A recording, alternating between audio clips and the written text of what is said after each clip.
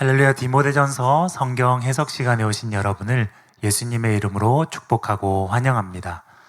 오늘은 디모데전서 2장 1절에서 7절 말씀을 가지고 복음의 바통이 내 손에 주어졌습니다. 이런 제목으로 강의를 시작하겠습니다. 몇 년 전 일입니다.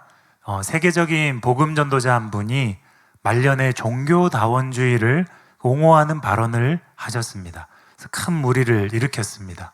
그분이 생전에 주님께 크게 쓰임을 받았는데요, 생애 마지막에 종교다원주의의 문을 열어준 그런 셈이 되었습니다.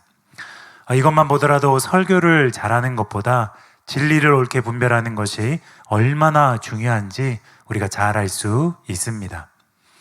모든 종교의 여러 신, 여러 구원자를 다 인정하자는 것이 종교다원주의입니다. 그런데 아무리 종교다원주의라도 각 종교에는 나름의 구원의 조건들이 있습니다. 그런데 기독교의 탈을 쓰고 있으면서 이보다 더 선을 넘은 주장을 하는 자들이 있습니다. 바로 보편구원론자입니다. 보편구원론이라는 것은요, 선악을 불문하고 모든 사람이 결국에는 구원을 다 받는다, 마귀의 구원론입니다. 그런데 이 마귀의 교리가 바로 오늘 본문을 근거로 하고 있다는 것입니다. 그래서 본문을 제대로 이해해야 되는데요, 본문을 제대로 이해하게 되면 보편구원론은 물론이고 또 이 말씀이 칼빈의 예정론이나 제한 속죄론에 대해서 훌륭한 반론이 된다는 것을 알 수 있습니다. 따라서 본문을 정확하게 해석하는 것이 중요한데요, 성경적인 구원론을 확립하는 것이 필요한데, 그런데 그러기 위해서는 뛰어넘어야 할 한 가지 과제가 있습니다. 그것이 바로 오늘 본문 6절에 기약이 이르러 주신 증거니라, 이 구절입니다. 이 구절은 너무나 압축적으로 표현되어 있어서 무슨 뜻인지 알기 어렵습니다. 그래서 오늘은 먼저 1대지, 2대지에서 본문에 근거한 잘못된 구원론을 간략하게 바로잡고 3대지에서 이 6절에 대한 해석을 다루겠습니다. 첫 번째로, 하나님은 모든 사람이 구원받길 원하십니다. 바울은 디모데전서 1장에 이어서 2장에서도 여전히 바른 복음을 화제로 삼고 있습니다. 그 증거가 바로 1절에 그러므로라는 표현입니다. 제가 읽겠습니다. 그러므로 내가 첫째로 권하노니 모든 사람을 위하여 간구와 기도와 도고와 감사를 하되. 바울은 1장에서는 거짓 교사들이 교회 내에서 일으키는 문제점을 다루었습니다. 그리고 2장에서는 그러므로 이 논의를 이어받아서 거짓 교사들이 교회 밖으로 일으키는 문제점을 다룹니다. 즉 1장에서는 교회 내에 무너진 가르침을 회복하는, 바른 복음과 진리를 회복하는 점에 집중했다면 2장에서는 거짓 교사들이 교회 밖으로 복음 전파와 선교를 해야 되는데 그 선교를, 복음 전파를 특별히 이방인에게 소홀히 하고 있는 문제를 다루고 있는 것입니다. 거짓 교사들은 기독교를 잘못 이해했습니다. 유대율법을 신화적으로 해석하여서 그것을 배타적으로 준수하는 그 엘리트 집단으로 이해했습니다.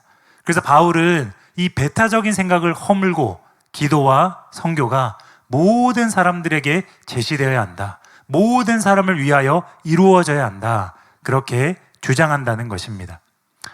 바울이 이 단락에서 강조하는 표현을 보면 우리가 이런 바울의 의도를 알 수 있는데요, 특히 모든 사람이라는 이 표현에 바울의 의도가 잘 나타납니다. 본문 1절에서 4절, 6절 말씀을 보면요, 그러므로 내가 첫째로 권하노니 모든 사람을 위하여 간구와 기도와 도고와 감사를 하되 임금들과 높은 지위에 있는 모든 사람을 위하여 하라. 이는 우리가 모든 경건과 단정함으로 고요하고 평안한 생활을 하려 함이라. 이것은 우리 구주 하나님 앞에 선하고 받으실 만한 것이니 하나님은 모든 사람이 구원을 받으며 진리를 아는 데 이르기를 원하시느니라. 그가 모든 사람을 위하여 자기를 대속물로 주셨으니 기약이 이르러 주신 증거니라. 이처럼 이 단락에 모든 사람이라는 표현이 계속 반복됩니다. 대부분의 학자들은 바울이 이렇게 모든 사람을 강조하는 것은 에베소의 거짓 교사들이 복음 전파를 등한시하는 배타적인 구원관을 가졌기 때문이라고 추정합니다. 이것은 충분히 일리가 있는 주장입니다. 실제로 출교당했던 후네메오는 좀 더 이후에 이런 주장까지 했기 때문입니다. 디모데후서 2장 17절에서 18절 말씀입니다. 그 중에 후메네오와 빌레도가 있느니라. 진리에 관하여는 그들이 그릇되었도다. 부활이 이미 지나갔다 하므로 어떤 사람들의 믿음을 무너뜨리느니라. 이런 부활은 복음 진리입니다. 또 현재적인 부활과 미래적인 부활을 믿는 것이 믿음의 핵심이라고 할 수 있습니다. 그런데 거짓 교사들은 이 부활의 구원론 중에서 부활과 관련된 부분을 왜곡했습니다. 그러므로 디모데전서를 쓸 당시에도 이들은 구원론을 왜곡하여서 배타적으로 적응했을 그런 가능성이 높습니다.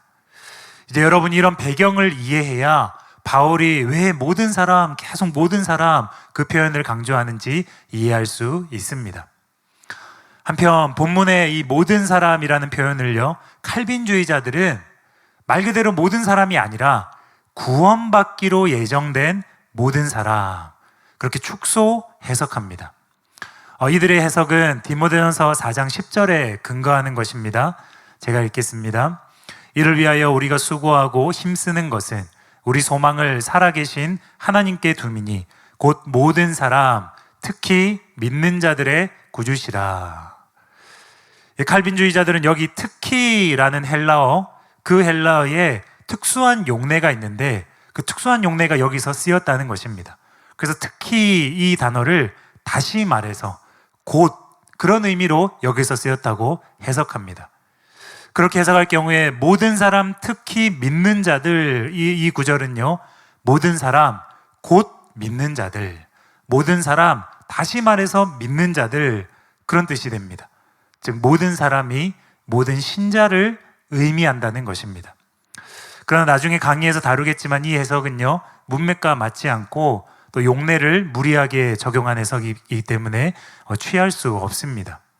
칼빈주의자들이 이 구절을 이렇게 무리하게 해석하는 이유는요, 이 디모데전서 4장 10절의 모든 사람이라는 표현이 오늘 본문 디모데전서 2장 4절의 모든 사람과 연결된 표현이기 때문입니다. 그래서 그들은 거기에서 모든 사람을 모든 신자로 해석을 하는 것입니다. 그렇게 되면 어떻게 됩니까? 방금 읽은 디모데전서 2장 6절에 예수님은 모든 사람을 위해서 죽으셨다, 모든 사람을 위해서 대속하셨다, 죄값을 치르셨다, 그 표현이 나오는데 그들의 해석에 따르면 예수님은 전 인류가 아니라 구원받기로 예정된 신자만을 위해서 죽으셨다. 모든 사람을 모든 신자로 축소 해석하면 논리적으로 그런 뜻이 되기 때문입니다. 그러면 이것이 만인 속죄론이 아니라 제한 속죄론, 구원받기로 예정된 신자들을 위해서만 예수님께서 대속하셨다, 그 제한적으로 대속하셨다, 그 제한 속죄론의 근거가 된다는 것입니다. 그래서 교리의 눈으로 보게 되면 이처럼 너무나 분명하게 바울이 모든 사람이라고 표현했는데 그것을 모든 신자로 해석하는 오류를 범하게 됩니다. 모든 사람은 말 그대로 모든 사람입니다. 그 증거로 본문 5절을 보시면요, 먼저 모든 사람에는 모든 유대인이 포함된다는 것을 알 수 있습니다. 5절 말씀을 읽겠습니다. 하나님은 한 분이시요 또 하나님과 사람 사이에 중보자도 한 분이시니 곧 사람이신 그리스도 예수라. 여기 하나님은 한 분이시요 라는 표현은요, 유대인의 쉐마에서 나온 표현입니다. 현대 성서 주석이 이 점을 잘 설명했습니다. 쉐마에서 고백되는 것처럼 하나님에 대한 근본적인 히브리적 이해는 하나님은 한 분이라는 고백이다. 만일 하나님이 한 분이시면 모든 인간들은 한 분 하나님께 대한 관계에 있어서 하나로 나타나게 될 것이다. 이곳에서 통일된 인간성의 개념은 창조주에 대한 모든 인간의 공통적인 관계에 기초한다. 모든 유대인들에 대해서 하나님은 한 분이시라는 것입니다. 여러분, 유대인들의 입장을 한번 생각해 보시기 바랍니다. 유대인들은 자신이 구원받기로 예정된 사람인지 아니면 유기된 사람인지 고민하지 않았습니다. 그런 고민이 그들에게는 없었습니다. 물론 잘못된 이해에 기초한 것이긴 하지만요, 그들은 자신이 아브라함의 자손이고 할례를 받았기 때문에 구원받은 자라고 생각했습니다. 이것은 오해이긴 하지만 적어도 하나님께서는 유대인의 하나님이시고 그들 모두를 구원하기 원하신다는 이런 그들의 기대는 바른 것입니다. 그러므로 바울이 지금 이 쉐마를 인용하고 있다는 것은요, 하나님은 유대인 모두가 구원받기를 원하시고 또 예수님은 모든 유대인들을 위해서 죽으셨다는 것입니다. 이처럼 유대인은 모든 사람에 포함됩니다. 그런데 중요한 것은 이 쉐마가 새 언약 시대에 이르러서 이방인에게도 확장되었다는 것입니다. 로마서 3장 29절 30절에 잘 나옵니다. 하나님은 다만 유대인의 하나님이시냐 또한 이방인의 하나님은 아니시냐 진실로 이방인 하나님도 되시느니라. 할례자도 믿음으로 말미암아 또한 무할례자도 믿음으로 말미암아 의롭다 하실 하나님은 한 분이시니라. 이 말씀에 분명히 나타나는 것처럼 이제 하나님은 한 분이시다라고 말할 때에 바울은 확장된 쉐마로서 할례자와 무할례자, 즉 하나님은 유대인과 이방인을 모두 묶은 이 모든 사람의 하나님이심을 염두에 두고 말하고 있는 것입니다.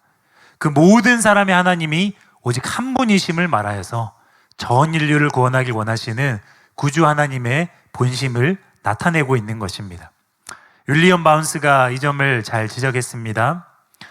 바울 당시 분파주의적인 유대교는 배타적인 의미로 우리의를 강조했는데 목회서신의 대적자들은 동일한 잘못을 하고 있었다.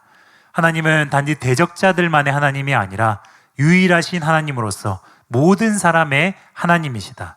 로마서 3장 29절에 30절에서 마찬가지로 여기서 하나님은 오직 한 분의 하나님이 계시기 때문에 모든 사람이 단지 한 분 하나님과 한 분 중보자만을 통해 구원받을 수 있으므로 모든 사람이 기도의 대상이어야 한다고 주장한다.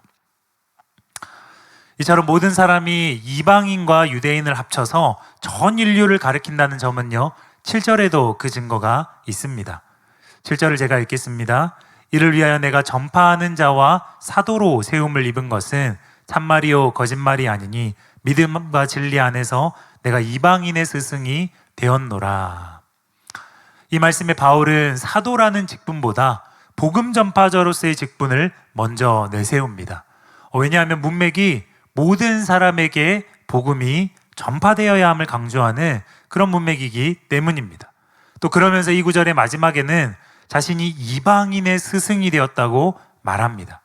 그러므로 이 표현은 모든 사람이 유대인과 이방인을 더한 개념, 그런데 그 이방인들에게 복음 전파가 되지 않고 있기 때문에 그래서 모든 사람을 강조하는 그런 표현으로 이해할 수 있습니다. 또 모든 사람에는 이방인이 포함되고 이 표현은 전 인류를 가리킨다는 것은 2절을 봐도 어느 정도 증명이 됩니다. 2절에 이런 말씀이 있습니다. 임금들과 높은 지위에 있는 모든 사람을 위하여 하라. 이는 우리가 모든 경건과 단정함으로 고요하고 평안한 생활을 하려 함이라. 물론 여기 2절의 모든 사람은 전 인류를 가리키는 단어는 아닙니다.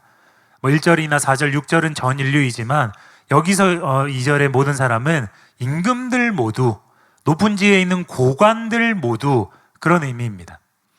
그런데 여러분 한번 생각해 보십시오.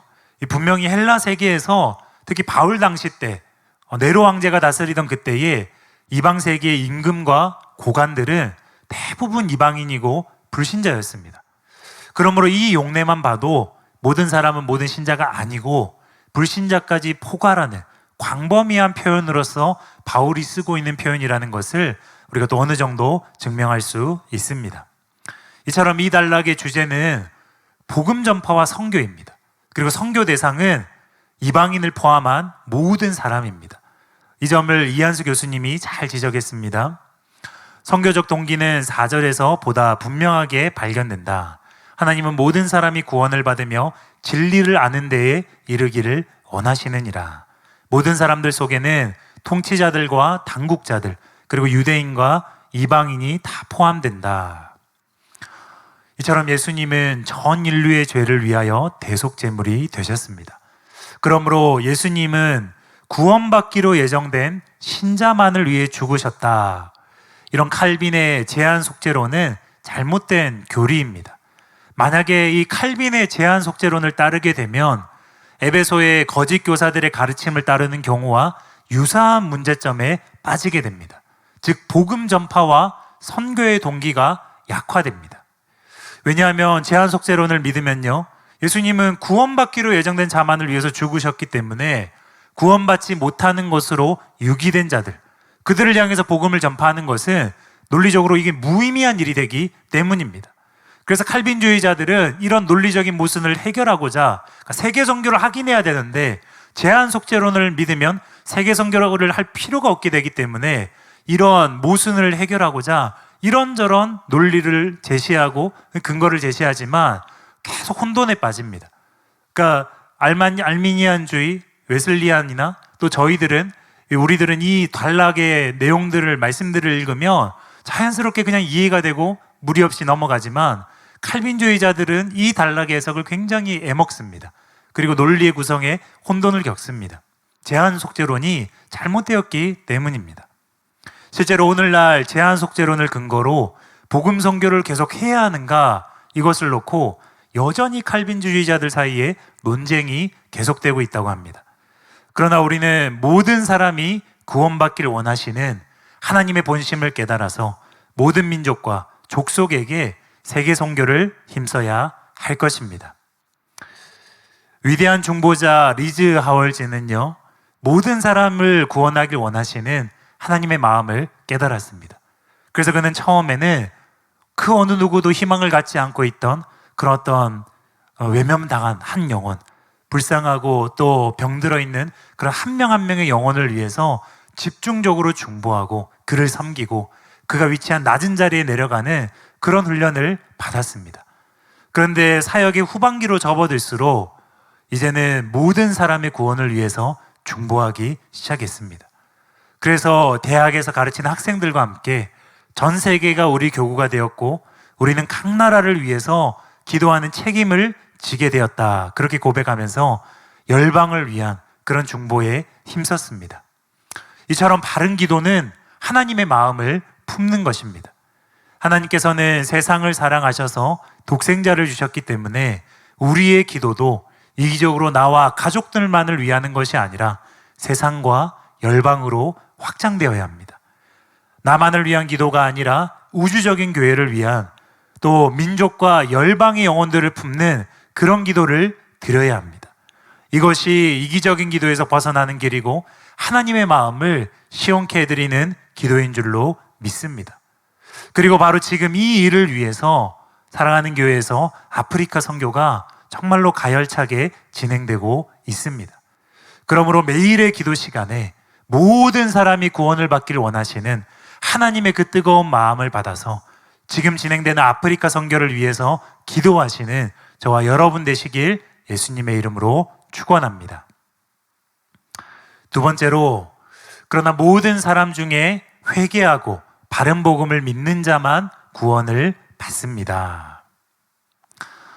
하나님은 모든 사람이 구원받기를 원하시지만 모든 사람을 다 구원하시지는 않습니다. 그 간단하면서도 결정적인 증거로 하나님은 모든 사람을 구원하신다, 그렇게 바울이 말하지 않았고 구원하기를 원하신다, 그렇게 표현했기 때문입니다. 4절 말씀입니다. 하나님은 모든 사람이 구원을 받으며 진리를 아는 데 이르기를 원하시느니라. 이처럼 하나님은 모든 사람을 구원하기를 원하시지만 사람 쪽에서도 구원받기를 원해야, 그래야 영생을 얻을 수 있습니다. 그 증거로 하나님이신 예수님이 오셨지만 원하지 않는 자들, 영생을 주시기 위해서 오셨지만 원하지 않는 자들은 모두 구원받지 못했습니다. 요한복음 5장 40절입니다. 그러나 너희가 영생을 얻기 위하여 내게 오기를 원하지 아니하는도다. 성경의 수많은 구절에 위 말씀처럼 인간의 자유의지를 강조하는 표현들이 있습니다. 그러므로 이것만 보더라도 보편구원론은 잘못된 교리입니다. 앞서 설명한 대로 이 본단락의 모든 사람이라는 표현은 보편구원론을 말하기 위해서 바울이 쓴 표현이 아닙니다. 유대적인 배타주의 성격을 가진 그 거짓 교사들에 반대하여서 유대인과 이방인을 합쳐서 모든 사람이라고 표현한 것입니다. 이처럼 바울은 보편구원론이 아니라 복음이 보편적으로 제시되어야 한다. 이방인에게도 보편적으로 제공되어야 한다. 그것을 힘주어 말하고 있습니다. 여러분, 보편구원론은요, 전 인류가 결국 구원받는다는 말도 안 되는 교리입니다. 심지어 믿지 않고 죽은 사람들도 지옥에 가는 게 아니라 연옥에 갇힐 뿐, 그곳에서 회개할 두 번째 기회를 얻어서 결국에는 다 구원받는다. 그런 마귀의 교리입니다. 보편구원론을 믿게 되면요, 살아생전에 회개할 필요성, 믿을 필요성 정말로 약화됩니다. 반면에 성경적인 구원론은요, 성경 전체에서 외치고 있듯이 회개하고 믿는 자에게만 복음이 능력으로 역사한다는 것, 그래서 구원받는다는 것입니다. 그리고 이 점은 디모데전서 1장, 2장 이 구원과 관련된 그 구절들에서도 분명하게 나타납니다. 예를 들어서 디모데전서 1장 15절 16절을 보면요, 믿보다 모든 사람이 받을 만한 이 말이요, 그리스도 예수께서 죄인을 구원하시려고 세상에 임하셨다 하였도다. 죄인 중에 내가 괴순이라. 그러나 내가 긍휼을 입은 까닭은 예수 그리스도께서 내게 먼저 일체 오래 참으심을 보이사 후에 주를 믿어 영생 얻는 자들에게 본이 되게 하려 하심이라. 여기 일체 오래 참으심은 회개와 관련된 표현입니다. 또 주를 믿어, 이것은 믿음입니다. 디모데전서에서도 분명히 회개와 믿음으로 영생을 얻는 것입니다. 주를 믿어 영생 얻는 자들, 이 표현은 해석이 필요 없을 정도로 믿음을 강조하는 분명한 표현이지요. 근데 일체 오래 참으심, 이 표현이 어떻게 회개에 대한 표현인지 그것을 잠깐 설명해 드리겠습니다. 다음 말씀에 분명히 그것이 나타납니다. 베드로후서 3장 9절입니다. 주의 약속은 어떤 이들이 더디다고 생각하는 것 같이 더딘 것이 아니라 오직 주께서는 너희를 대하여 오래 참으사 아무도 멸망하지 아니하고 다 회개하기에 이르기를 원하시느니라. 또 로마서 2장 4절에서 5절 말씀에요, 혹 내가 하나님의 인자하심이 너를 인도하여 회개하게 하심을 알지 못하여 그의 인자하심과 용납하심과 길이 참으심이 풍성함을 멸시하느냐. 다만 내 고집과 회개하지 아니한 마음을 따라 진노의 날, 곧 하나님의 의로우신 심판이 나타나는 그날에 임할 진노를 내게 쌓는도다. 로마서 2장 16절에 보면 이것이 바울의 복음이라고 나와 있습니다. 그러니까 하나님께서는 영혼들을 구원하길 원하시는데 회개가 필수적이라는 것입니다. 그래서 하나님이 참으신다는 것입니다. 그 참는 시간 동안 그들이 회개하도록 인도하시고 그들이 실제로 회개하기까지 기회를 주시고 참으신다는 것입니다. 그래서 회개할 기회라는 표현이 또 성경에 나오는 것입니다. 또한 바른 복음은 바른 믿음을 요구하는 복음입니다. 16절 말씀 다시 보면요, 주를 믿어 영생 얻는 자들. 그런데 이 앞에 보면 예수 그리스도라는 표현이 나오지요. 이 예수 그리스도를 받아서 주를 이렇게 받은 것입니다. 여기 주를 믿어라는 구절은 골로새서 2장 6절에 보면 너희가 그리스도 예수를 주로 받았으니 그 안에서 행하되. 여러분 아시다시피 그리스도는 왕으로, 제사장으로 그 기름 부음 받는 것을 말하지요. 그러니까 이 예수 그리스도를 주로 받아 예수 그리스도를 주님으로 믿는 그 믿음을 의미한다는 것입니다. 사변적인 믿음이 아니라 임금으로 모시고 순종하는 믿음입니다. 이것이 바로 복음이 요구하는 디모데전서에서도 반복되는 바른 믿음이라는 것입니다. 이처럼 바울의 복음은 회개와 예수님을 주로 믿는 그 믿음을 요구하는 성경적인 바른 복음입니다.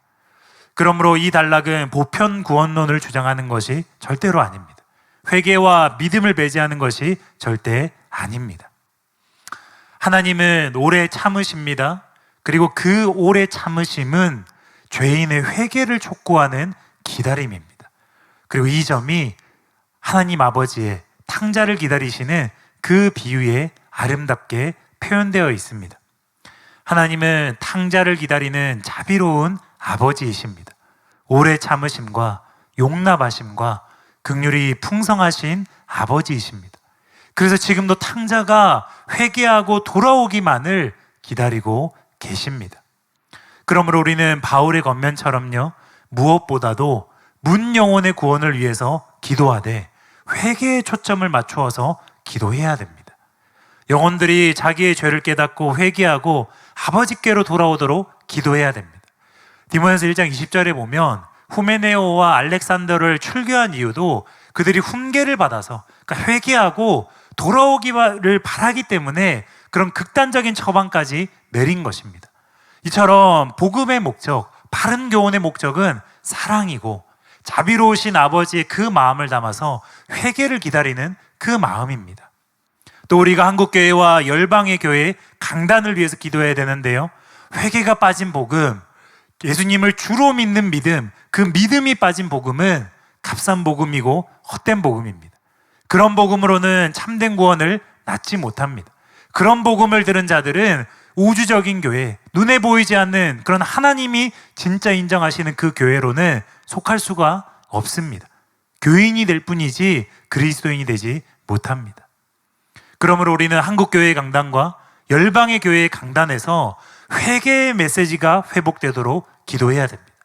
또 주님을 임금으로 모시는 바른 믿음을 외치는 온전한 복음이 회복되도록 기도해야 됩니다. 그래야만 교회를 통해서 바른 복음이 선포되고 영혼들이 제대로 구원받을 수 있기 때문입니다. 이제 세 번째로, 그래서 하나님은 바른 복음을 바울에게 계시하여서 이방인의 복음 전파자로 세우셨습니다. 하나님께서 모든 사람이 구원받기를 원하신다는 것은요, 액면 그대로 사실입니다. 그래서 우리는 바울이 수고한 것처럼 복음의 사역에 수고해야 됩니다. 힘써야 합니다. 예수님의 지상 명령처럼 모든 민족에게, 모든 족속에게 할 수만 있다면 복음을 널리 전파해야 됩니다. 디모데전서 2장 7절입니다. 이를 위하여 내가 전파하는 자와 사도로 세움을 입은 것은 참말이요 거짓말이 아니니 믿음과 진리 안에서 내가 이방인의 스승이 되었노라. 이처럼 바울이 이방인을 향한 복음 전파자가 된 것처럼 우리도 주변의 영혼들이 구원의 기회를 얻을 수 있도록 바른 복음의 전파자가 되어야 합니다. 그런데 방금 바울은 7절에서 자기가 믿음과 진리 안에서 이방인의 스승이 되었다고 했습니다. 이 믿음과 진리 안에서라는 표현은 바른 가르침, 사도적인 가르침, 바른 진리, 그런 의미입니다. 그리고 바울이 전파하기 위해서 수고하고 힘쓴 이 바른 복음, 이 바른 복음은 바로 앞절에서 설명되었는데요, 이제 5절, 6절에서 요약되어서 제시되고 있습니다. 제가 읽겠습니다. 하나님은 한 분이시요 또 하나님과 사람 사이의 중보자도 한 분이시니 곧 사람이신 그리스도 예수라. 그가 모든 사람을 위하여 자기를 대속물로 주셨으니 기약이 이르러 주신 증거니라. 계속 띄워주시고요. 여기 5절 하나님은 한 분이시요부터 해서 6절에 자기를 대속물로 주셨으니, 여기까지는 초대교회에서 통용되던 복음을 압축적으로 표현한 것입니다. 그런데 이 구절을 보면 예수님의 대속의 죽음까지만 말씀한 것 같습니다. 온전한 복음 전체가 아니라 십자가 죽음까지 말씀한 것 같다는 것입니다. 그러나 이 구절은 순복음입니다. 복음 전체를 말하는 것입니다. 그 증거가 5절에 중보자도 한 분이시니, 이 중보자라는 표현입니다. 존 스토트가 이 점을 잘 설명했습니다. 네, 이제 괜찮습니다. 우리는 여기에 나오는 세 명사, 곧 사람, 속전, 중보를 함께 살펴보아야 한다. 역사적으로 그것들은 예수 그리스도가 이루신 구속사역의 세 가지 주된 사건을 가리킨다. 탄생으로 그분은 사람이 되셨고 죽음을 통해 자신을 속전으로 주셨으며 부활과 승천으로 말미암아 높여지셨고 하나님 우편에 앉아 오늘도 우리를 위해 중보하고 계신다. 신학적으로 그것들은 위대한 구원의 교리를 가리킨다. 바로 성육신, 속죄, 그리고 하늘에서의 중보 사역이다. 이처럼 5절에서 6절의 복음은 예수님께서 부활하사 보좌 우편에 앉으시고 우리를 위한 중보와 변호를 하시는 것까지 모두 포함하는 순복음입니다. 그래서 바울은 7절에서 이를 위하여, 이것을 이제 받아서 5절에 6절의 복음을 받아서 자신이 이를 위하여 이 복음을 전파하는 자가 되었다고 한 것입니다. 따라서 5절에 6절의 이 복음은 바울이 전한 바른 복음이라는 점이 여기에서도 확증됩니다. 그런데 문제는 6절 하반절 말씀이 그 해석이 문제가 되고 있습니다. 제가 읽겠습니다. 그가 모든 사람을 위하여 자기를 대속물로 주셨으니 기약이 이르러 주신 증거니라. 한글 성경은 의역이 돼서 자연스럽게 이렇게 번역이 되어 있지요. 근데 이 구절을 헬라어로 직역해 보면 자기의 때의 그 증거, 자기의 때의 증거, 그런 뜻입니다. 보시다시피 구절이 매우 압축적인 표현으로 되어 있고 동사가 없고 분사도 없고 앞구절과 연결되는 전치사도 없습니다. 그래서 해석을 매우 어렵게 만듭니다. 갑자기 뚝 떨어진 표현이 뒤에 그냥 달랑 붙은 것 같습니다. 그래서 문맥을 또 전후 구절을 면밀하게 살펴서 해석을 해야 됩니다. 이 구절에 대한 해석은 크게 두 가지로 나뉩니다. 먼저 이 자기의 때의 증거, 기약이 이루어 주신 증거를 예수님의 초림을 가리키는 것이다. 하나님 예수님을 자기의 때가 되어서 이 땅에 보내신 사건, 그것이 하나님의 사랑의 증거라는 거예요. 또는 예수님의 십자가 죽음을 의미한다. 하나님이 아들이신 예수님을 십자가에 달려 돌아가시게 한 이 사건이 인류를 향한 하나님의 사랑의 증거다. 그렇게 해석을 하는 것입니다. 그러니까 복음에서 하나님의 사랑에 대해서 일종의 그 내용으로 들어가는 것이지요. 이 증거가. 다음으로 이 기약에 이르러 주신 증거를 어떤 복음의 일부 내용이 아니라, 복음에 포함된 어떤 내용들이 아니라 복음 전체를 의미한다고 해석하는 것입니다. 그러니까 기약이 이루어 주신 증거를 하나님께서 적절한 때에 바울에게 계시하신 복음, 그 통째로서의 그 복음, 이것을 증거라고 표현했다. 하나님 적절한 때에 바울에게 비밀을 드러내시고 그 계시하신 복음, 이게 바울의 손에 주어진 증거다. 이런 의미로 해석을 하는 것입니다. 하나님께서 자기의 때에 바울에게 복음을 계시하셨는데 이 복음이 바로 바울이 손에 들고 이방인에게 전파해야 될, 제시해야 될 그 증거라는 의미입니다. 어떻습니까? 이쪽 저쪽도 다 말이 되는 것 같지요? 이 구절을 해석하기 위해서는 이 증거라는 단어의 용례를 살펴봐야 되고, 또 자기의 때에 카이로스 이디오스라는 표현인데 이 용례를 살펴봐야 됩니다. 먼저 신약 성경에서 증거라는 용례를 다 살펴봤습니다. 또 유사 단어, 증언, 증언하다, 증인 다 살펴봤습니다. 그런데 이것들을 살펴보면요, 이런 단어들이 복음을 의미하는 경우가 매우 많습니다. 또 사도들이나 예수님의 제자들이 증인으로서 이 복음을 증거하는 일에 대해서 이런 단어들이 집중적으로 쓰였습니다. 반면에 예수님의 초림에 대해서 증거라는 단어가 쓰인 적은 없습니다. 예수님의 십자가 죽음에 대해서 증거라고 표현한 구절은 없습니다. 다음으로 자기의 때라는 문구입니다. 이 문구는 굉장히 적게 쓰였습니다. 3번 쓰였는데 바울이 목회서신에서만 사용한 단어입니다. 카이로스라는 단어는 많이 썼는데 자기의 카이로스, 자신의 그 특별한 때, 하나님께서 자신의 결정적인 때, 이런 의미로 자기의 때는 3번밖에 안 쓰였습니다. 그런데 디도서 1장에 보면 정말 결정적이고 그런 중요한 표현이 있습니다. 말씀이 있습니다. 1장 1절부터 3절인데요. 하나님의 종이요 예수 그리스도의 사도인 나 바울이 사도된 것은 하나님이 택하신 자들의 믿음과 경건함에 속한 진리의 지식과 영생의 소망을 위함이라. 이 영생은 거짓이 없으신 하나님이 영원 전부터 약속하신 것인데 자기 때에 자기의 말씀을 전도로 나타내셨으니 이 전도는 우리 구주 하나님 명하신 대로 내게 맡기신 것이라. 2절의 표현을 조금 주목해 보시기 바랍니다.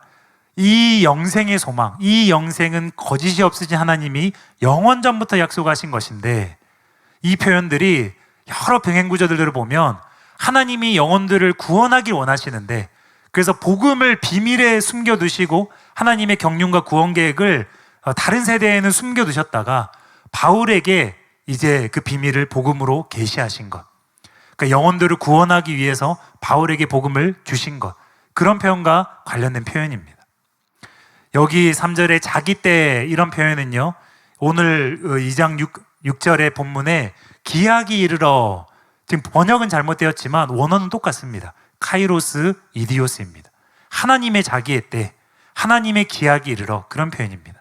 그래서 하워드 마샬은 이렇게 지적했습니다. 카이로스 이디오스 자기의 때라는 표현은 여기서 디도서 1장 3절의 유사한 논의에서와 정확히 같은 방식으로 기능한다. 즉 이때가 증언을 위한 하나님의 계획에서 적절한 시간이라는 사실을 강조하기 위한 기능을 한다. 또 디도서 1장 3절에 자기의 말씀을 전도로 나타내셨으니 이때 자기의 말씀은 전도라는 표현을 보면 알 수 있듯이 복음입니다. 그런데 디모데전서 2장 6절의 증거라는 표현도 제가 용례를 다 살펴봤더니 이게 복음이라는 의미로 많이 사용됐다고 말씀드렸지요. 그래서 자기의 말씀이라는 디도서 말씀과 본문 6절의 증거, 이것도 복음이라고 같은 표현으로 볼 수 있다는 거예요. 그리고 또 본문과 디도서 1장 3절에서 모두 바울은 이 복음을 맡은 자로 자신이 복음 전파자와 사도로 세워졌다고 말합니다. 이 두 구절을 함께 한번 비교해 보겠습니다. 본문과 디도서 말씀입니다. 여기 보시면은, 대조해 보시면은 디모데전서 2장 6절에 기약이 이르러 주신 증거, 이것은 디도서 1장 3절의 앞부분에 자기의 때에 바울에게 주신 복음, 자기의 때에 자기의 말씀을 전도로 나타내셨으니, 그러니까 정확하게 일치한다는 거예요. 그러니까 기약이 이르러 주신 증거를 우리가 자기의 때에 바울에게 주신 복음으로 해석한다면, 이것은 디도서 1장 3절에 자기 때에 자기 말씀을 전도로 나타내셨으니 여기가 정확하게 일치합니다. 또 디모데전서 2장 7절에 이를 위하여 내가 전파하는 자로 세움을 입은 것, 이것이 디도서 1장 3절에 이 전도는 내게 맡기신 것이라, 또 이것이 정확하게 일치한다는 것입니다. 윌리엄 바운스는 이런 의미 있는 지적을 했습니다. 카이로이스, 이디오이스, 자기의 때라는 이 용어는 목회 서신의 특유한 것이기 때문에 신조에 대한 바울의 해설로 해석되어야 한다. 그러니까 이 예수님의 초림이나 또는 십자가 사건과 같은 복음에 포함되어 있는 그런 결정적이고 중요한 사건들, 그렇지만 복음의 일부인 것, 이 사건에 대해서 자기 때의 증거라고 한 것이 아니라 복음 전체에 대한 바울의 해설이라는 거예요. 그것이 자기의 때라는 표현이라는 것입니다.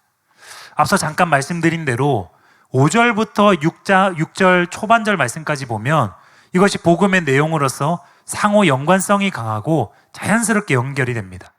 그런데 6절 하반절에 갑자기 자기 때의 그 증거, 이 표현이 전치사도 없고 뭐 이제 동사도 없이 갑자기 삽입된 것은 이 표현이 복음의 내용이 아니라 복음에 대한 해설이라는 점을 강하게 암시합니다.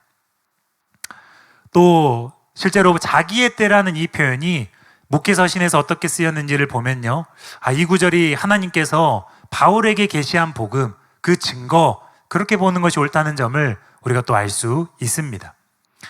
바울은 하나님의 구원 계획에서 결정적인 사건 두 가지에 대해서 자기의 때, 이런 표현을 썼습니다. 그 중에 하나는 정경적인 복음의 완성입니다. 또 다른 하나는 예수님의 재림입니다. 먼저 바울은 앞서 인용한 디도서 1장 1절에서 3절 말씀에서 하나님께서 바울에게 복음을 계시하셔서 정경적으로 자신이 성령의 도움으로 복음을 완성한 그 일이 자기의 때에 이루어진 일이라고 했습니다. 물론 복음은 예수님이 완성하신 것이지요. 그러나 예수님께서 역사적으로 초림과 죽으심과 부활과 또 승천 후의 중보자가 되심으로써 복음을 역사적으로 완성하셨는데, 이 복음의 구체적이고 온전한 의미는 예수님께서 예언하신 대로 성령님을 통하여 제자들에게, 특히 바울에게 계시된 것입니다. 그러므로 이것은 이런 의미에서 복음이 정경적으로 완성된 것은 자기의 때에 하나님 바울에게 완성시키신 것이라고 할 수 있습니다. 예수님께서 온전히 복음을 이루셨지만 그 복음의 의미는 여전히 비밀에 속한 부분이 많았습니다. 그래서 계시되어야 했습니다. 또 바울을 통해서 성경으로 정리되어야 사람들에게, 특히 모든 사람, 이방인에게 선포되고 전달될 수 있었습니다. 그래서 바울은 하나님께서 자기의 때에 복음을 자신에게 계시한 것을 중요하게 보는 것입니다. 하나님께서는 모든 사람을 구원하기 원하셔서 이방인의 복음 전파자로 바울을 세우셨습니다. 그 바울이 계시받은 이 바른 복음이 에베소 성도와 같은 이방인들에게 전파되었고, 그들이 이 복음을 붙잡게 되면 임의의 구원이 이루어지는 것입니다. 시작되는 것입니다. 그래서 너무 결정적이고 중요한 사건이라는 거예요. 또 하나님께서 자기의 때에 행하실 또 다른 결정적인 사건은 예수님의 재림입니다.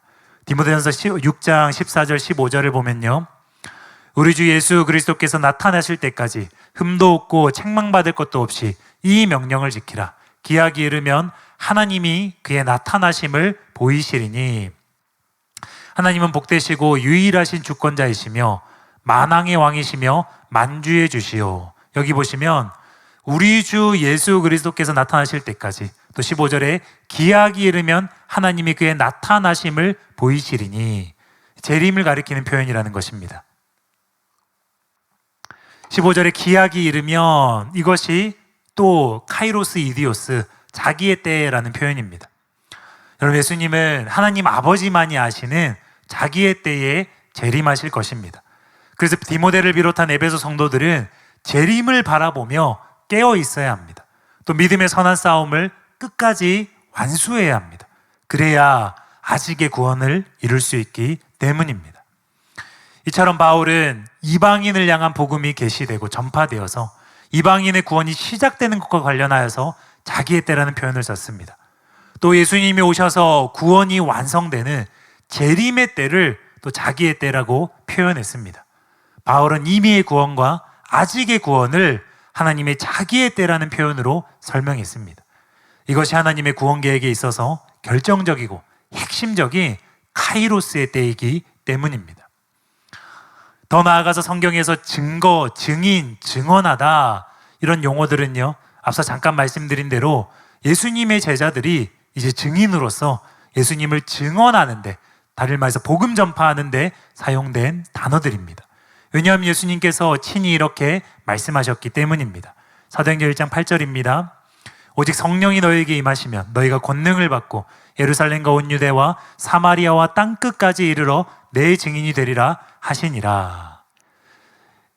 또 예수님의 12제자 요한은 그래서 증인으로서 이렇게 말했습니다. 계시록 1장 2절입니다. 요한은 하나님의 말씀과 예수 그리스도의 증거, 곧 자기가 본 것을 다 증언하였느니라. 그리고 12제자는 아니지만 예수님께서 직접 세우신 사도 바울도 부르심을 받은 이유가 바로 증인이 되기 위한 것입니다. 사도행전 22장 13절 15절에요. 내게 와 곁에 서서 말하되 형제 사오라 다시 보라 하거늘 즉시 그를 쳐다보았노라. 그가 또 이르되 우리 조상들의 하나님이 너를 택하여 너로 하여금 자기 뜻을 알게 하시며 그 의인을 보게 하시고 그 입에서 나오는 음성을 듣게 하셨으니 내가 그를 위하여 모든 사람 앞에서 내가 보고 들은 것에 증인이 되리라. 하나님께서는 이방인을 위한 특별한 구원 계획을 가지고 계셨습니다. 그래서 바울을 불러 증인으로 세우시고 이방인을 위한 복음 진리를 깊이 계시한 것입니다. 증인이 증언할 증거로서 이 복음을 바울에게 맡긴 것이고, 바울은 하나님께서 맡겨주신 이 증거를 이방인에게 전파하는 사명을 붙잡고 평생을 산 것입니다. 바울의 사명, 바울의 사도직, 이것이 이 증거와 직결된 것이라는 거예요. 옥스퍼드 주석 이 점을 잘 정리했습니다. 기약이 이르면 증거할 것이라. 그리스도 예수의 십자가 죽음이 모든 사람을 대신한, 그리고 모든 사람을 위한 속전이었다는 사실은 반드시 전파되어야 한다. 왜냐하면 이것은 모든 사람을 위한 좋은 소식, 곧 복음이기 때문이며 또한 하나님께서 원하시는 바이기 때문이다. 뉘앙스를 고려해서 이 6절 부분, 하반절 부분 다시 번역하자면 적절한 때에 내가 증거할 수 있도록 위임된 그 증거이다. 이것은 곧 그리스도 예수께서 모든 사람을 위한 속전이 되셔서 구원과 중보 사역을 담당하셨다라는 그 주제가 바로 기약이 이르면 증거하도록 바울에게 위임된 것임을 나타낸다. 이 구절에 기약이 이르러 주신 증거, 이 표현을 바울에게 계시된 복음으로 보아야 하는 또 다른 이유가 있는데요, 그것이 바로 7절입니다. 7절을 보시면요, 이를 위하여 내가 전파하는 자와 사도로 세움을 입은 것은 참말이요 거짓말이 아니니 믿음과 진리 안에서 내가 이방인의 스승이 되었노라. 필립 타우너가 이에 대해서 이렇게 말했습니다. 앞서서 이제 어떤 해석들을 해나가다가요. 그래서 마르티리온 그 증거라는 단어의 용례를 보면 이제 이것이 바울에게 주어진 계시된 복음이라는 쪽으로 좀 더 강하지만 그래도 의미가 모호하지만 7절을 보면 이제 해결이 된다고 하면서 이런 해석을 제시하는 것입니다. 7절이 해결책을 제시하는데 여기서 바울은 자신이 사역자로 임명된 장면을 리허설한다. 디도서 1장 1절에서 3절에서와 같이 바울은 자신의 사도직을 하나님의 말씀이 적절한 때에 계시된 것과 동일시한다. 그러므로 디모데전서 2장 6절에서 적절한 때에 주어진 증언이라는 표현은 종말론적으로 적절한 때에 5절에서 6절 상반절에 그 사건에 대한 증인이 되라고 하나님께 부름받은 존재로서 바울의 사도직을 말하는 것이다. 마르티리온 이 증거는 사도적 사명에 있어서 적절한 용어이며 바울의 사명은 그 사명을 위한 기도라는 전체 단락의 기초가 됩니다. 실제로 여러분이 바울 서신에서 바울이 자신의 사도직을 말할 때에 많은 부분에서 복음을 얘기합니다. 하나님 내게 복음을 주셨는데 그것은 내가 이방인을 위한 복음 전파자로서 사도로서 세워지기 위해서 주어진 것이다. 이렇게 연결해서 표현할 때가 많다는 거예요. 그래서 이 7절에 자신이 이방인을 위한 사도, 또 복음 전파자로 세워졌다는 그런 임명을 리허설하고 다시 말하고 있는 것은 이 6절 하반절에 기하기를 주신 증거가 하나님 내게 이런 복음을 주셨다. 증거를 주셨다. 그래서 내가 이것을 위해서 사도로 세워졌다. 복음 전파자로 세워졌다. 이렇게 보게 되면 문맥이 너무나 자연스럽게 연결된다는 거예요. 5절부터 6절 상반절은 복음, 바른 복음은 이것이다. 그런데 이 복음이 6절 하반절에서 하나님이 나에게 증거로서 계시하신 것이다. 주어진 것이다. 내 손에 주신 증거이다. 그래서 나는 이 증거를 가지고 7절에서 이방인을 위한 스승으로서 복음 전파자로서 나는 세워졌고 임무를 맡았다. 이렇게 이야기되면 너무나 자연스럽고 문맥에 맞다는 것입니다. 그러므로 본문이 병행구절인 디도서 1장 1절에서 3절에서와 같이 하나님께서 자기의 때에 바울에게 복음을 계시하여서 전도하게 한 것, 이방인에게 전도하게 한 것과 표현 및 순서 및 구조가 일치하고 또 디모데전서 2장 1절에서 7절 문맥은 복음이 보편적으로 전파되어서 이방인에게까지 구원의 초청이 이루어져야 함을 강조하는 문맥이기 때문에 하나님 내게 이런 복음을 주셨고 내가 이 복음을 전파하는 자가 됐다라고 해석하는 것이 더 자연스럽다는 거예요. 또 바울은 자신을 예수님의 증인으로 인식하고 있고 자신의 사도직과 복음 전파 사역을 이방인에게 복음 증거하는 그것을 전파하는 일로 인식하고 있기 때문에 이런 모든 점을 고려할 때에 기하기 이르러 주신 증거, 이것은 디도서 1장 1절에서 3절에서처럼 하나님께서 바울에게 적절한 때, 결정적인 때에 계시하신 바른 복음으로 보는 것이 맞습니다. 이제 결론을 말씀드리겠습니다. 바울은 자신이 받은 복음을 디모데에게 맡겼습니다. 디모데후서 1장 11절에 14절입니다. 내가 이 복음을 위하여 선포자와 사도와 교사로 세우심을 입었노라. 이로 말미암아 내가 또 이 고난을 받되 부끄러워하지 아니함은 내가 믿는 자를 내가 알고 또한 내가 의탁한 것을 그날까지 그가 능히 지키실 줄을 확신함이라. 너는 그리스도 예수 안에 있는 믿음과 사랑으로서 내게 들은 바 바른 말을 본받아 지키고 우리 안에 거하시는 성령으로 말미암아 내게 부탁한 아름다운 것을 지키라. 여기 말씀에 이 복음, 내가 의탁한 것, 또 바른 말, 또 내게 부탁한 아름다운 것, 이것은 모두 바른 복음 또는 바른 진리를 의미합니다. 그리고 디모데는 바로 이 바른 복음을 충성스러운, 자신도 그 생애에 이것을 수호하고 전파하기를 힘써야 할 뿐 아니라 이 바른 복음과 진리를 충성스러운 다음 주자에게 바통을 넘기듯 전해주어야 한다는 것입니다. 디모데후서 2장 1절에서 2절에 이 점이 잘 나옵니다. 내 아들아, 그러므로 너는 그리스도 예수 안에 있는 은혜 가운데서 강하고 또 내가 많은 증인 앞에서 내게 들은 바를 충성된 사람들에게 부탁하라. 그들이 또 다른 사람들을 가르칠 수 있으리라.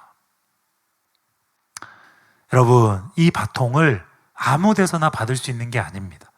저는 이 오늘 본문 말씀을 묵상하고 또 강의를 준비하면서 하나님의 경륜 가운데 저를 비롯해서 우리 사랑하는 성도님들 한 분 한 분을 하나님께서 사랑하는 교회로 불러 모으신 것이 얼마나 은혜이고 얼마나 특권이고 감사한 것인가, 그것을 다시 한번 절감하게 되었습니다.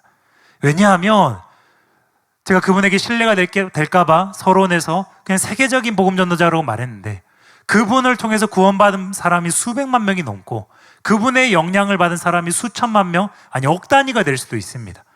그런데 그러한 복음 전도자도 말년에 복음 진리를 왜곡하여서 변질하여서 종교다원주의를 인정하는 발언을 하게 됐는데, 그래도 지금도 얼마나 복음을 왜곡하고 회개가 빠지거나 바른 믿음이 빠지거나 제자의 조건이 빠지거나 여러 가지 희석된, 혼잡케 된 그런 복음을 바통이라고 넘겨주고 있는 그런 교회들이 얼마나 많은지 모릅니다. 그래서 그 복음을 믿고 신앙생활을 하는데 애초에 맹물과도 같은 하나님께서 원하시는 구원의 조건은 전혀 준수하지 않으면서 자신은 구원받는 자라고 착각하고 살다가 이제 죽고 나서 눈을 떠보니 지옥에서 뒹굴게 될 그 영혼들을 한번 생각해 보시라는 것입니다. 또 그들이 무의미하게 힘쓰고 있는, 그러니까 반쪽짜리 믿기, 썩어버린 믿기, 그런 것들을 복음이라고 또 전파하고 있을, 여러분 그것을 생각해 보시라는 것입니다. 바른 복음을 바통을 이어서 전해야 합니다. 여러분, 이 말씀은 우리에게 두 가지 교훈을 주는 것입니다. 첫째로 우리는 먼저 바울이 전해준, 아니 하나님께서 예수님을 통하여서 제자들에게 전해주신 그 바통을 그대로 이어받아야 한다는 것입니다. 바울의 복음과 진리는 디모데서 6장에 나오듯이 바른 말입니다. 예수 그리스도의 말씀이고 경건해가는 교훈입니다.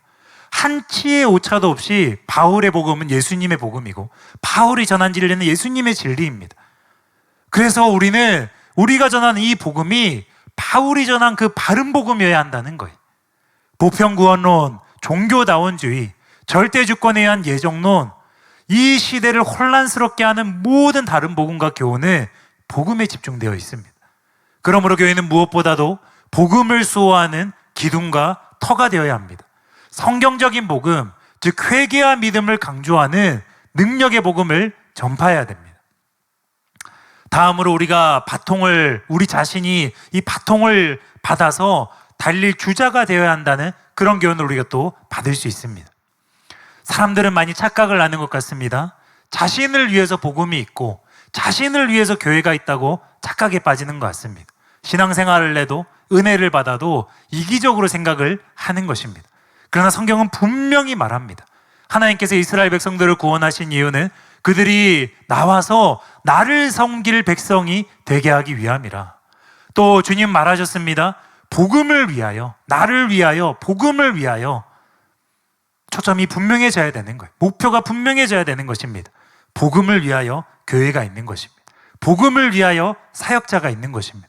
복음을 위하여 우리가 있는 것입니다. 그것을 명심해야 됩니다. 여러분, 우리 손에 주어진 이 바통은 쉽게 전달된 것이 아닙니다. 값싸게 전달된 것이 아닙니다. 우리 주 예수님의 죽음과 부활로 전해진 것입니다. 사도 바울과 사도 디모데와 같은 사도들의 생명으로 전해진 것입니다. 그리고 기독교 역사상 수많은 충성된 증인들의 눈물과 땀과 피로 전달된 것입니다. 그리고 우리가 이제 그 차례를 이어받은 것입니다. 오늘 우리가 살펴본 대로 역사적인 복음은 완성되었습니다. 예수님이 모든 것을 다 이루셨습니다. 예수님은 한 분이시고 모든 사람을 위해 대속 제물이 되셨고 이제는 부활하사 우편 보좌에서 우리를 위해서 중보하시고 변호하십니다. 또한 정경적인 복음도 완성되었습니다. 하나님께서 자기의 때에 바울에게 바른 복음을 계시하사 그 정경적인 복음이 완성되고 널리 퍼져왔습니다. 그런데 내 안에 있는 복음은 바른 복음인가? 내 안에 있는 복음은 회개와 예수님을 주로 믿는 그 복음인가? 그 복음이 내가 구원받았을 때뿐만 아니라 신앙생활을 계속 이어가고 있는 지금도 내 안에서 나를 통치하고 있는가? 바른 복음이 내 안에서 여전히 완성되어서 역사하고 효력이 있고 나를 다스리고 있는가? 나는 회개하고 있나? 나는 주님을 임금으로 여전히 모시고 있나? 그것을 살펴봐야 한다는 거예요. 그리고 또한 나는 이 바른 복음을 손에 이어받은 주자가 되어서, 바통을 이어받은 주자가 되어서 내 주변 친지 이웃들에게 이 복음을 전하고 있는가? 주자로서 합당하게 살고 있는가? 이 복음이 그들에게 닿고 있는가? 이 복음이 그 안에서 역사하고 있는가? 이 회개가 그들에게 역사하고 이 바른 믿음이 그 안에서 이루어지고 있는가? 완성되고 있는가? 이것을 살펴보아야 합니다. 윌리엄 바운스는 이렇게 통렬한 지적을 했습니다.